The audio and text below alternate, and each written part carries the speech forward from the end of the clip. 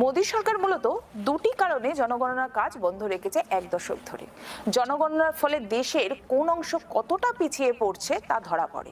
উন্নয়নের ভারসাম্য রক্ষার জন্য এই তথ্য জরুরি। জনগণনার ফলে ধর্মগত, জাতিগত, উপজাতিগত, পেশাগত, আর্থিক অবস্থাগত নানা তথ্য সামনে চলে আসে। তাতে সরকারের কর্পোরেট বান্ধব নীতির বিরুদ্ধে জনরোষ তৈরি হতে পারে। তাই সত্য তথ্য বা বাস্তব পরিসংখ্যান অজ্ঞাত রাখতে তারা বদ্ধপরিকর।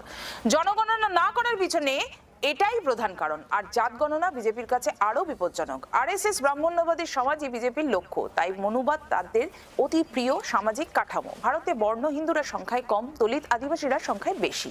জাতি, উপজাতি, ওবিসির মধ্যে এরা ছড়িয়ে আছে।